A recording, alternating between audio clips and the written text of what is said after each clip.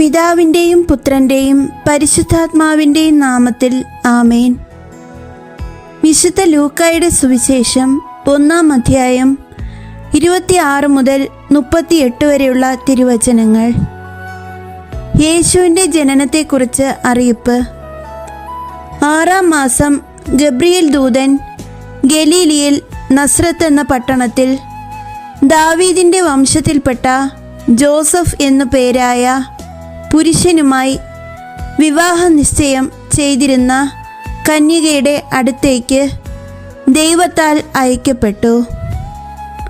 അവളുടെ പേര് മറിയം എന്നായിരുന്നു. ദൂതൻ അവളുടെ അടുത്തു വന്നു പറഞ്ഞു, ദൈവകൃപ നിറഞ്ഞവളെ സ്വസ്തി, കർത്താവ് നിന്നോട് കൂടെ. ഈ വചനം കേട്ട് അവൾ വളരെ അസ്വസ്ഥയായി. എന്താണ് ഈ അഭിവാദനത്തിൻ്റെ അർത്ഥം എന്ന് അവൾ ചിന്തിച്ചു. ദൂതൻ അവളോട് പറഞ്ഞു, മറിയമേ, നീ ഭയപ്പെടേണ്ട. ദൈവസന്നിധിയിൽ നീ കൃപ കണ്ടെത്തിയിരിക്കുന്നു. നീ ഗർഭം ധരിച്ച് ഒരു പുത്രനെ പ്രസവിക്കും. നീ അവന് യേശു എന്ന് പേരിടണം. അവൻ വലിയവനായിരിക്കും, അത്യുന്നതൻ്റെ പുത്രൻ എന്ന് വിളിക്കപ്പെടും.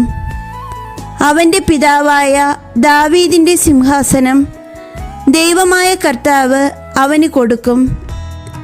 യാക്കോബിൻ്റെ ഭവനത്തിന്മേൽ അവൻ എന്നേക്കും ഭരണം നടത്തും. അവൻ്റെ രാജ്യത്തിന് അവസാനം ഉണ്ടാകുകയില്ല. മറിയം ദൂതനോട് പറഞ്ഞു, ഇതെങ്ങനെ സംഭവിക്കും? ഞാൻ പുരുഷനെ അറിയുന്നില്ലല്ലോ. ദൂതൻ മറുപടി പറഞ്ഞു, പരിശുദ്ധാത്മാവ് നിന്റെ മേൽ വരും. അത്യുന്നതൻ്റെ ശക്തി നിന്റെ മേൽ ആവസിക്കും. ആകയാൽ ജനിക്കാൻ പോകുന്ന ശിശു പരിശുദ്ധൻ, ദൈവപുത്രൻ എന്ന് വിളിക്കപ്പെടും. ഇതാ, നിന്റെ ചാർച്ചക്കാരി വൃദ്ധയായ എലിസബത്തും ഒരു പുത്രനെ ഗർഭം ധരിച്ചിരിക്കുന്നു. വന്ധ്യ എന്ന് പറഞ്ഞിരുന്ന അവൾക്ക് ഇത് 6-ാം മാസമാണ്.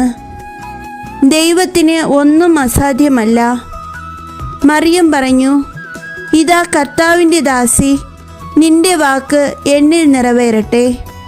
അപ്പോൾ ദൂതൻ അവളുടെ മുമ്പിൽ നിന്നു മറഞ്ഞു. കർത്താവിൻ്റെ വചനം. ദൈവത്തിനു നന്ദി. കർത്താവിൻ്റെ മാലാഖ പരിശുദ്ധ മറിയത്തോട് വചിച്ചു. പരിശുദ്ധാത്മാവിനാൽ മറിയം ഗർഭം ധരിച്ചു. നന്മ നിറഞ്ഞ മറിയമേ, സ്വസ്തി, കർത്താവ് അങ്ങയോടുകൂടെ. സ്ത്രീകളിൽ അങ്ങ് അനുഗ്രഹിക്കപ്പെട്ടവളാകുന്നു. അങ്ങയുടെ ഉദരത്തിൻ ഫലമായി ഈശോ അനുഗ്രഹിക്കപ്പെട്ടവനാകുന്നു.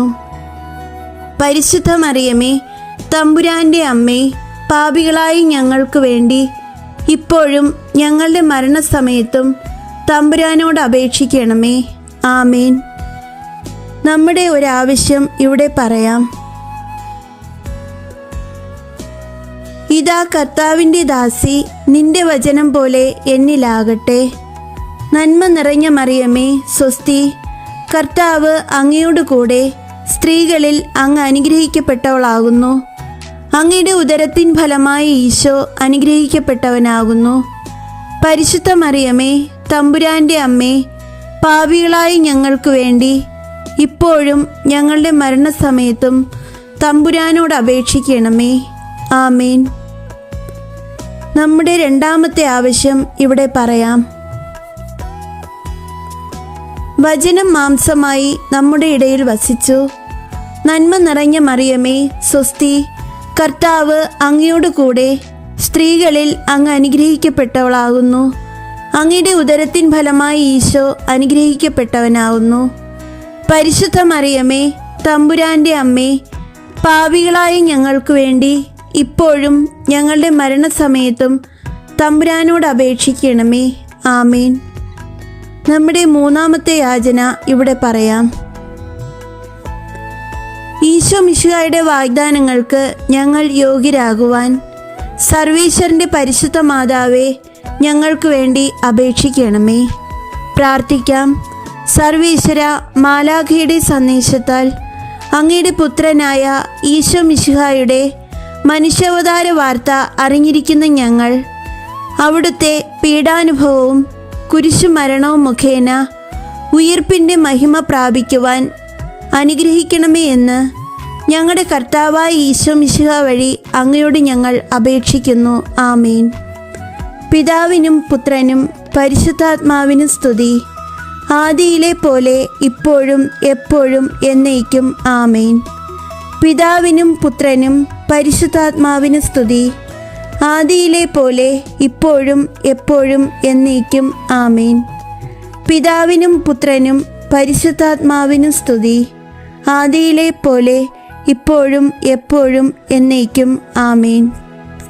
വിശുദ്ധ ലൂക്കായുടെ സുവിശേഷം 1-ാം അധ്യായം 46 മുതൽ 56 വരെയുള്ള തിരുവചനങ്ങൾ. മറിയത്തിൻ്റെ സ്തോത്രഗീതം.